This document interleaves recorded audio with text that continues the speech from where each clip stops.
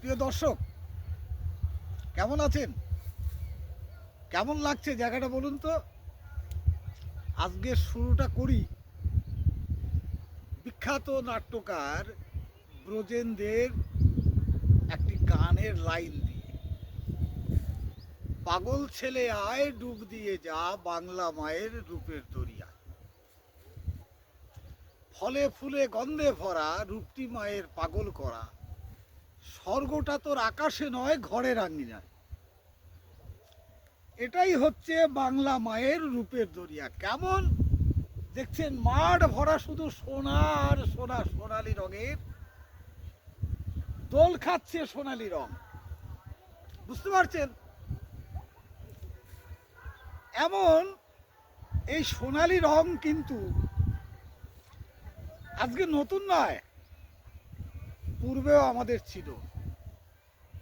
পূর্বে ছিল, আমরা যখন পূর্ববঙ্গের বাসিন্দা ছিলাম, এরকম আমাদের জমি ভরা সোনালি রঙের সর্ষে ক্ষেত হাজার হাজার বিঘে ছিল। আজ কিন্তু নেই।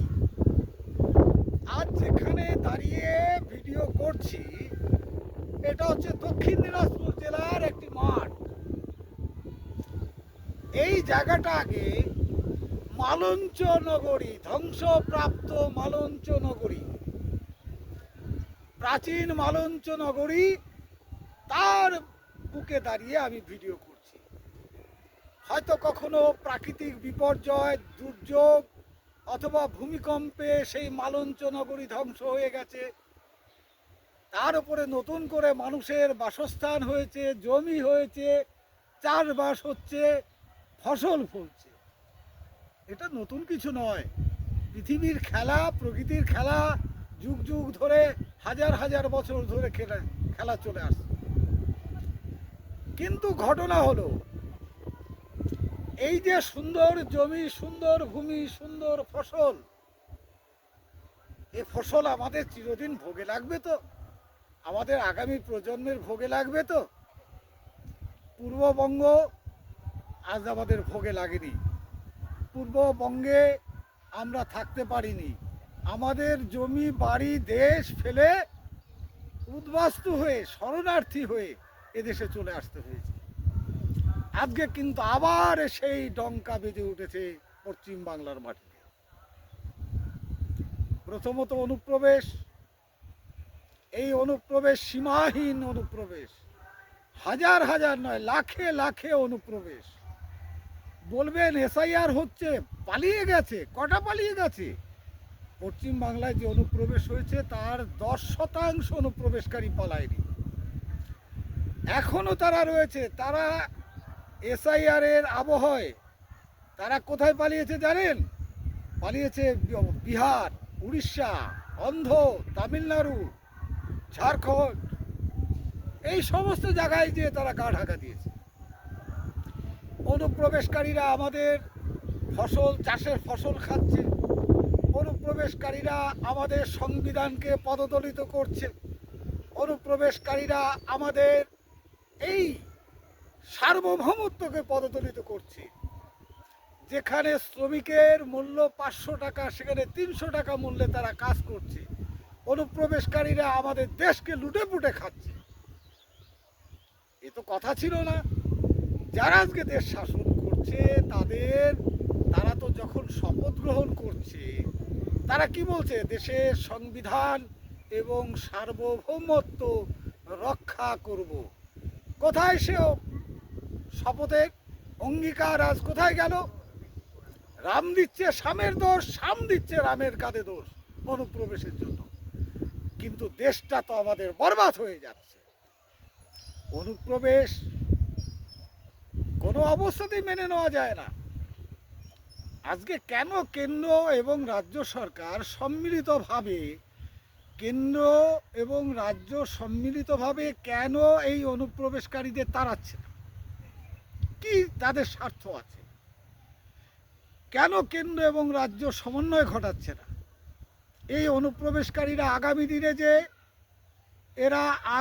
দিনে এরা জেহাদি হয়ে উঠবে না, তার গ্যারান্টি কে দিতে পারে বলুন তো বন্ধু? চীনে উইঘুর মুসলিমদের মধ্যে একটা অংশ আছে যারা সন্ত্রাসবাদী।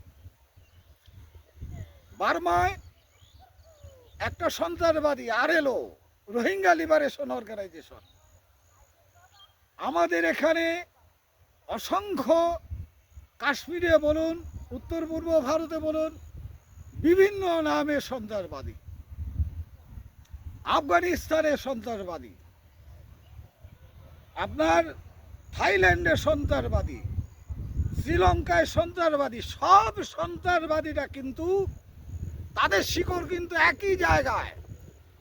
তাদের লক্ষ্য হচ্ছে এই দেশটাকে পুনর্বার দখল করা এবং পুনর্বার ইসলামীকরণ তাদের টার্গেট।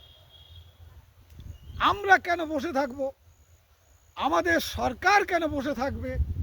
আমাদের সরকার কেন এটা দমনের ব্যবস্থা করবে না?